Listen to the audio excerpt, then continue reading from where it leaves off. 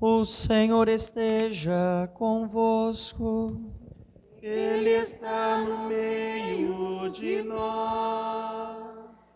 Proclamação do Evangelho de Jesus Cristo, segundo Lucas. Glória a vós, Senhor. Naquele tempo, quando as multidões se reuniram em grande quantidade, Jesus começou a dizer: Esta geração é uma geração má. Ela busca um sinal, mas nenhum sinal lhe será dado, a não ser o sinal de Jonas. Com efeito, assim como Jonas foi um sinal para os ninivitas, assim também será o Filho do Homem para esta geração.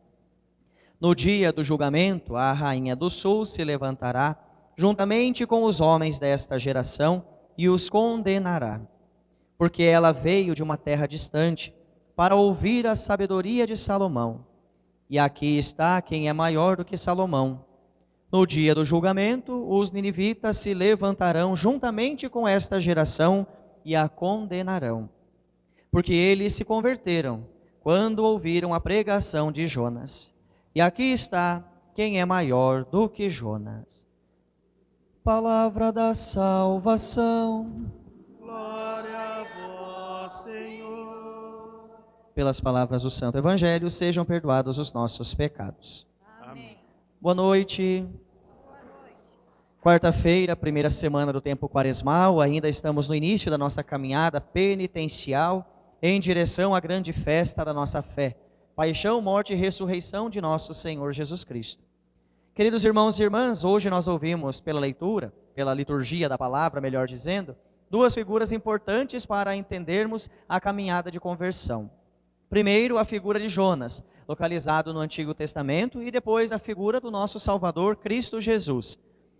Hoje, um pouco da história. Deus dirige a Jonas uma segunda vez, pede a ele que se levante e parta em direção à grande cidade de Nínive, capital do grande império assírio daquele tempo, anunciando que, se não se convertessem, aquele lugar seria totalmente devastado. Seria aplacada a grande ira de Deus, se aquele povo não voltasse atrás nos seus pecados.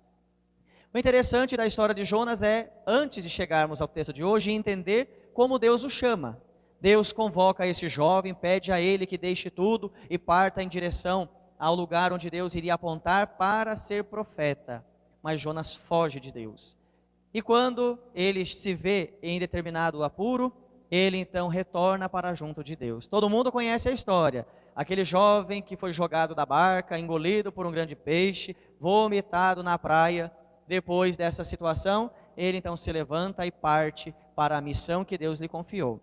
Nós podemos fazer tantas interpretações deste texto, mas eu gosto de jogar justamente no tempo quaresmal para uma dimensão de conversão. De uma pessoa que, diante dos apuros da vida e quando se vê sozinho, porque contrariou a vontade de Deus, decide então tomar um outro rumo na sua própria vida. Decide ouvir a voz de quem o chamou e ir então realizar a vontade do Senhor, pois Deus de fato sabe qual é o caminho que devemos traçar em nossa vida.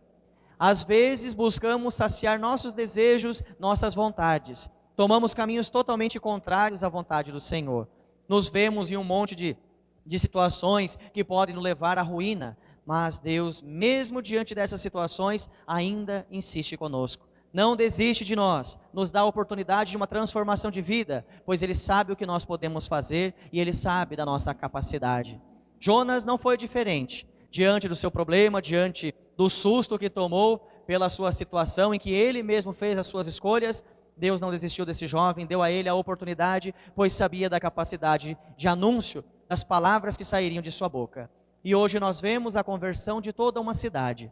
Sabe o mais interessante dessa história? É de percebermos que a vontade de Deus, quando ela é realizada, consegue mover o mundo.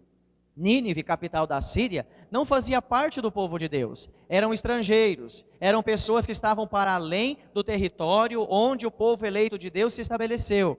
Mas quando Jonas traz a palavra do Senhor, todo mundo se converte. Jejum, penitência, vestem-se de sacos, sentam-se sobre as cinzas, mostrando que estão preparados para uma mudança de vida, preparados para acolher a palavra do Senhor.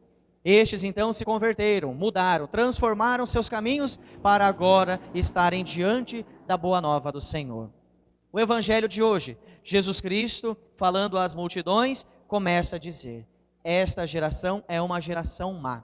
O discurso de Jesus hoje não é um discurso de afronta, mas é de jogar a realidade mesmo diante daqueles que não conseguem entender os sinais da manifestação de Deus. A nossa geração não é diferente, estamos de novo diante de uma geração má, porque Deus se revela, Deus mostra os caminhos a cada um de nós, mas ainda fechamos nossos olhos, porque não estamos preparados para a verdade. Falávamos no final de semana, espero que todo mundo se lembre, Deus nos chama a vivenciar e a experimentar a verdade. Muitos não estão preparados para a verdade, ainda fecham os olhos, ainda tapam os ouvidos, ainda se escondem, porque não são capazes de se deparar com as dificuldades da verdade. Jesus foi o grande comunicador da verdade, e não é diferente hoje nesse texto de São Lucas, no capítulo 11, em que Jesus começa a dizer: esta geração é uma geração má. Olhemos para a nossa vida, como nós estamos hoje. A nossa igreja, com tanta capacidade, poderia hoje estar cheia de pessoas, mas muitos não estão aqui por quê? Porque ainda esperam, como aquela geração esperava, um sinal maravilhoso, algo que aponte, como que se esperasse que dentro da casa aparecesse uma mensagem na parede dizendo: Deus te quer hoje na igreja às 20 horas. Mas Deus não se manifesta dessa maneira, Deus se manifesta de maneira diferente, na simplicidade, nos pequenos sinais. Foi como Jesus escolheu vir ao nosso encontro. Lembremos do grande mistério da encarnação, quando Jesus vem a este mundo, não por um palácio, não com um grande exército, mas ele vem na manjedoura, na simplicidade, na pequenez de uma criança que precisa de cuidados, uma criança que precisa de uma família. E assim também somos nós, precisamos de uma família, mas não dessa família humana, precisamos da família de Deus, e entender que somos parte da grande família de Deus. Esta geração é uma geração má. Espera um grande sinal, mas nenhum sinal lhe será dado, a não ser o sinal de Jonas. É o sinal da conversão, o grande chamado que Deus nos faz para uma mudança de vida. A Quaresma nos propicia isso. A Quaresma nos permite um recolhimento interior, de nos abandonarmos nas mãos de Deus, de nos deixarmos inebriar pela graça redentora daquele que insiste em nos salvar. Por quê? Porque Deus nos ama. É o grande amor de Deus manifestado em nossa vida. Mas Jesus estava querendo dizer com essas palavras de que Ele de fato era o Salvador, de que Ele era a promessa que se cumpriria em nosso meio, mas ainda não foram capazes de enxergar, esperam um sinal maravilhoso. O egoísmo, a ganância, a soberba, a arrogância, coisas que não estão longe de nós, estão no nosso meio todos os dias. Tudo isso nos cega, não nos permite ver, não nos permite saborear, não nos permite escutar a palavra de Deus que ressoa em nosso meio. Deus está constantemente nos falando, está constantemente nos chamando, está constantemente nos impulsionando a seguir os seus caminhos, mas ainda caminhamos como cegos neste mundo. Por isso, esta geração é uma geração má.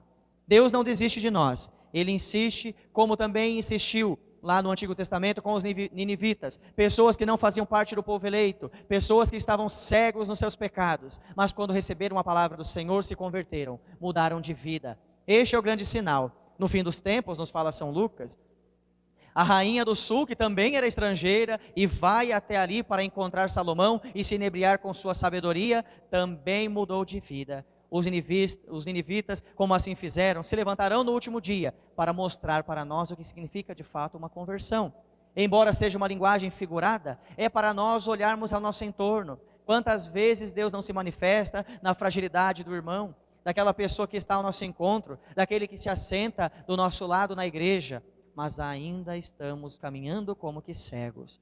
Que o Senhor nos ajude, nos dê a graça de entendermos que conversão é mudança de vida.